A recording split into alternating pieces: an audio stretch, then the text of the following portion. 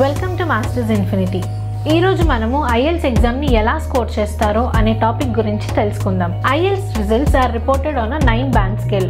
మనందరికీ తెలుసు IELTS లో 4 సెక్షన్స్ ఉంటాయి: listening, reading, speaking, writing. First మనం IELTS ఎగ్జామ్ రాసేటప్పుడు ఈ 4 సెక్షన్స్ని ఫస్ట్ ఇండివిజువల్గా స్కోర్ చేసిన తర్వాత మనకి ఒక ఓవరాల్ బ్యాండ్ స్కోర్ని మనకు అలాట్ చేస్తారు. మనలో చాలామంది IELTS రాసిన వాళ్ళు చెప్తా ఉంటారు, నాకు 7 వచ్చింది, నాకు 6.5 వచ్చింది, నాకు 6 బ్యాండ్ స్కోర్ వచ్చింది. అసలు ఈ నంబర్స్, ఈ బ్యాండ్ స్కోర్లో ఉన్న నంబర్స్ ఏమి డిస్క్రైబ్ చేస్తాయి? ఈ నంబర్స్ అనేవి మనకు ఒక స్టేట్మెంట్ ఇస్తాయి. అది ఏంటంటే మన ఇంగ్లీష్ స్పీకింగ్ లాంగ్వేజ్ ఎబిలిటీని సమరైజ్ చేస్తుంది. ఇప్పుడు ఈ IELTS బ్యాండ్స్ యొక్క డిస్క్రిప్టివ్ స్టేట్మెంట్స్ గురించి తెలుసుకుందాం. ఒకవేళ మీకు 9 బ్యాండ్ స్కోర్ వస్తే మిమ్మల్ని ఎక్స్పర్ట్ యూజర్ అంటారు. అంటే మీరు యాక్యురేట్గా ఫుల్ ఫ్లూయెన్సీతో లాంగ్వేజ్ని మాట్లాడగలరు అండ్ అర్థం చేసుకోగలరు. ఒకవేళ మీకు 8 వస్తే మిమ్మల్ని వెరీ గుడ్ యూజర్ అంటారు. అంటే మీరు ఈ లాంగ్వేజ్ మీద ఫుల్ కమాండ్ ఉంది, కానీ అన్ఫెమిలియర్ సిచ్యువేషన్స్లో అప్పుడప్పుడు మిస్అండర్స్టాండింగ్స్ అనేవి జరుగుతూ ఉంటాయి. అండ్ మీకు ఇప్పుడు 7 బ్యాండ్ స్కోర్ వస్తే మిమ్మల్ని గుడ్ యూజర్ అంటారు. అంటే మీరు అన్ఫెమిలియర్ సిచ్యువేషన్స్లో కొన్ని మిస్అండర్స్టాండింగ్స్తో పాటు ఇన్యాక్యురసీ అండ్ ఇన్అప్రోప్రియేసీ వస్తూ ఉంటాయి.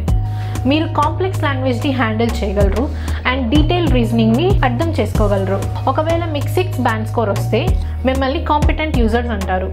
అంటే మీకు లాంగ్వేజ్ మీద ఎఫిషియెంట్ కమాండ్ ఉంటుంది. మీరు ఒక కాంప్లెక్స్ లాంగ్వేజ్ కమ్యూనికేషన్ని కూడా హ్యాండిల్ చేయగలరు.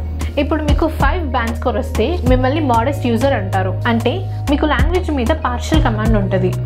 మీరు లాంగ్వేజ్ని మీ ఓన్ ఫీల్డ్లో ఒక బేసిక్ కాన్వర్జేషన్ని హ్యాండిల్ చేయగలరు, కానీ దాంట్లో చాలా మిస్టేక్స్ ఉండొచ్చు. ఒకవేళ మీకు బ్యాండ్ స్కోర్ 4 వస్తే మిమ్మల్ని లిమిటెడ్ యూజర్ అంటారు. లిమిటెడ్ యూజర్ అంటే మీరు బేసిక్ కాన్వర్జేషన్ని కూడా హ్యాండిల్ చేయడానికి కష్టపడతారు అండ్ మీరు స్పోకెన్ ఇంగ్లీష్లో అండ్ రిటన్ ఇంగ్లీష్ని అర్థం చేసుకోవడంలో ప్రాబ్లమ్స్ని ఫేస్ చేస్తారు. ఒకవేళ మీకు బ్యాండ్ స్కోర్ 3 వస్తే మిమ్మల్ని ఎక్స్ట్రీమ్లీ లిమిటెడ్ యూజర్ అంటారు.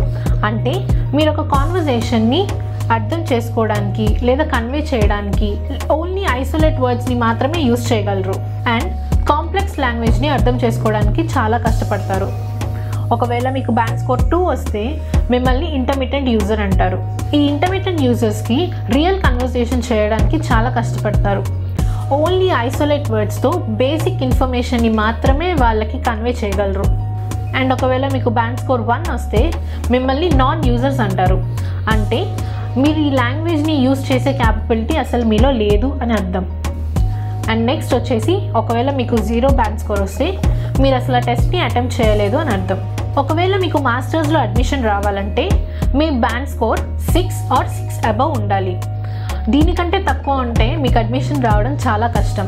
And also writing and speaking బ్యాండ్ని ఎలా ఎవాల్యుయేట్ చేస్తారో అనే దాని గురించి మనం నెక్స్ట్ వీడియోలో తెలుసుకుందాం.